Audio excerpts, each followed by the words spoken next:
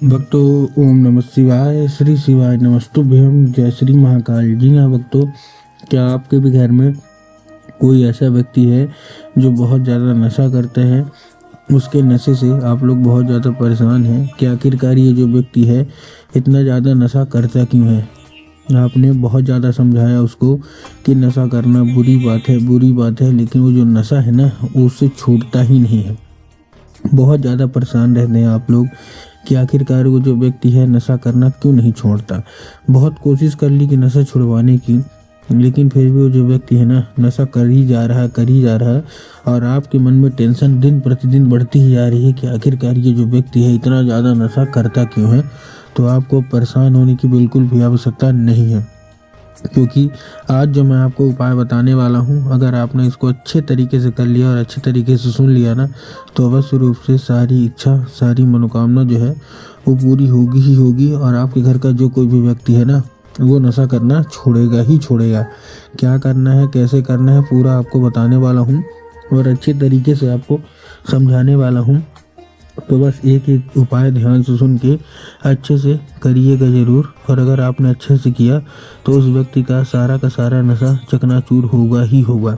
आपको भी पता है कि पूज्य गुरुदेव की कथा में बहुत सारे लोग आते हैं। ये आपने देखा होगा गुरुदेव की कथा में और सुना भी होगा, चाहे वो टीवी में आपने देखा होगा, चाहे यूट्यूब में देखा होगा, चाहे जिसमें देखा होगा। तो जब गुरुदेव की कथा में क्या होती है, भीड़ आती है।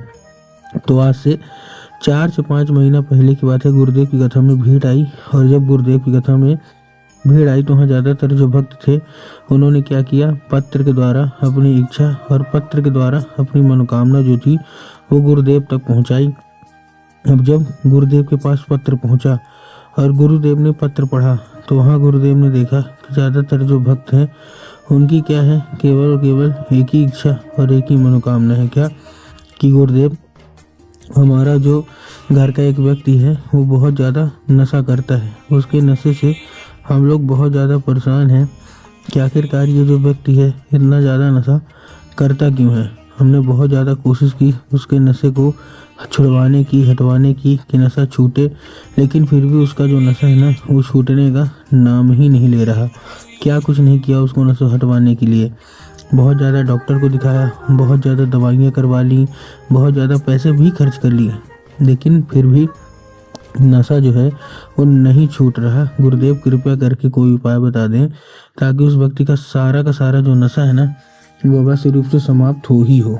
अब जब गुरुदेव ने ये देखा, तब गुरुदेव ने 2 से 3 उपाय बताए और कहा, केवल और केवल ये उपाय कर लेना। तुम्हारे घर का जो कोई भी व्यक्ति है, जो कोई भी सदस्य है जो कि बहुत ही ज़्यादा नशा करता है, अवश्य रूप से उसका जो नशा है ना वो समाप्त होगा ही होगा। अब जब गुरुदेव ने उपाय बताया तो लोगों ने जा जाके इस उपाय को घर में करना शुरू कर दिया। अब जैसे ही लोगों ने जा जाके इस उपाय को घर में करना शुरू कर दिया, वही लोग गुरुदेव की कथा में मात्र 1 से 1.5 महीने के बाद वापस आए। अब जब गुरुदेव की कथा में वही लोग वापस आए तो उन्होंने क्या किया, फिर से एक बार गुरुदेव को पत्र लिखा। लेकिन ये वाला जो पत्र था ये गुरुदेव को धन्यवाद के रूप में पत्र था कि गुरुदेव धन्य हो आपका, आपके द्वारा बताया गया उपाय हमने कर लिया है, हमारी सारी इच्छा, सारी मनोकामना जो है वो पूरी हो गई है, आपका कोटि कोटि धन्यवाद। हमारे घर का जो व्यक्ति था अब वो बिल्कुल भी नशा छोड़ चुका है, बिल्कुल भी नशा नहीं करता है, और ये केवल और केवल आपके द्वारा बताए गए उपाय के कारण ही हुआ। गुरुदेव आपका कोटि कोटि धन्यवाद। तो देखिए, जो लोग भी मेरी आवाज़ भी सुन रहे हैं ना, अगर आपको भी जानना है कि आखिर ऐसा कौन सा उपाय है जिसको करने मात्र से इच्छा मनोकामना जो है पूरी हो जाती है, और जो कोई व्यक्ति नशा करता है अवश्य रूप से उसका नशा भी समाप्त हो जाता है, तो चलिए हम बताते हैं आपको आज की इस वीडियो के माध्यम से कि आपको करना क्या है। तो बस उपाय ध्यान से सुन के अच्छे से करिएगा ज़रूर। लेकिन उसके पहले चैनल पर अगर पहली बार आए हैं और आवाज़ मेरी पहली बार सुन रहे हैं तो वीडियो कर दें लाइक और चैनल को भी कर लें सब्सक्राइब, ताकि पूजनीय पंडित प्रदीप जी मिश्रा के रोज़ नए नए उपाय जो कि मैं उनकी कथा से सुनता हूँ, श्रवण करता हूँ, सबसे पहले मैं आपको प्राप्त करा सकूं। ठीक, तो देखिए, जो हमारा सबसे पहला उपाय है, इस उपाय में आपको करना क्या है। इस उपाय में सबसे सिंपल सा आपको जो लेना है वो क्या लेना है, आपको लेना है 3 काली मिर्च और 1 धतूरा। क्या लेना है, 3 काली मिर्च ले लेना है और 1 धतूरा ले लेना है। अब देखिए काली मिर्च और काली तिल में ना बहुत सारे लोग कंफ्यूज होते हैं कि काली मिर्च क्या है, काली तिल क्या है, हमको थोड़ा साफ साफ बताओ। तब गुरुदेव ने साफ साफ बताया कि आपको क्या लेना है, केवल और केवल आपको लेना है काली मिर्च। ठीक, काली मिर्च के साथ साथ आपको क्या चाहिए, एक धतूरा। ठीक, तो काली मिर्च ले लिया और एक धतूरा ले लिया। अब ये लेने के साथ साथ आपको और क्या लेना है, जैसे आपने लिया, लेने के बाद आपको अपने उसी व्यक्ति को जो कि बहुत ज़्यादा नशा करता है, उसी व्यक्ति को हाथ में देके उसको भेज दीजिए कहाँ, सीधा सीधा शिव मंदिर।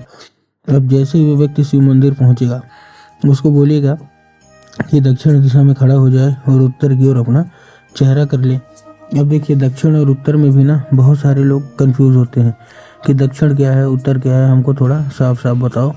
तब गुरुदेव ने साफ साफ बताया है कि आप जिस भी शिव मंदिर जा रहे हैं, उस शिव मंदिर का जिधर साइड जलाधारी होगा, आपको अपना चेहरा उधर साइड करके खड़े हो जाना है। ठीक, खड़े हो गए। खड़े होने के बाद आपको क्या करना है, एक नाम लेके, कौन सा, महादेव का बहुत ही सुंदर सा नाम है, श्रम्भेश्वर महादेव।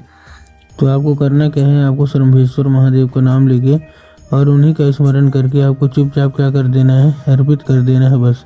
पूज्य गुरुदेव कहते हैं कि अगर आपने ऐसा कर लिया तो अवश्य रूप से बाबा भोलेनाथ प्रसन्न होंगे ही होंगे और उस व्यक्ति का सारा जो नशा है वो समाप्त होगा ही होगा। ये था हमारा पहला उपाय।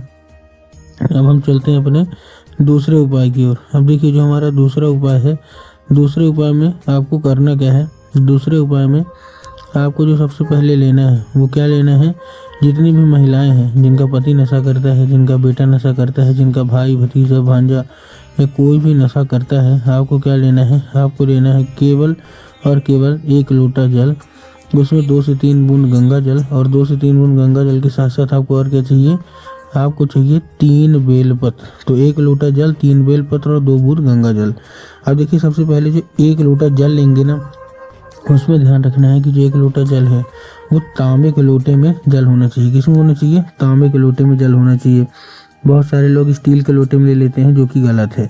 आपको तांबे के लोटे में ही लेना है। दूसरी चीज़ आपको ध्यान रखना है कि जो जल है वो आपके घर का होना चाहिए। आपको मंदिर परिसर से जल लेकर नहीं आना, आपको अपने घर से जल लेना है। ठीक, उसके साथ साथ 2-3 बूंद गंगा जल, उसके साथ साथ जो बेल पत्र है, आपको ध्यान रखना है कि जो बेल पत्र है वो कहीं से भी कटा फटा या खंडित नहीं होना चाहिए, पहली चीज़। दूसरी चीज़ आपको ध्यान रखना है कि जो बेल पत्र है वो 3 पत्ती वाला होना चाहिए। बहुत सारे लोग 1 पत्ती को ही ले लेते हैं। तो ठीक, अच्छे से ले लिया। लेने के बाद पहुंच जाइए सीधा सीधा शिव मंदिर और कुंदकेश्वर महादेव का नाम लेके आपको अर्पित करना है।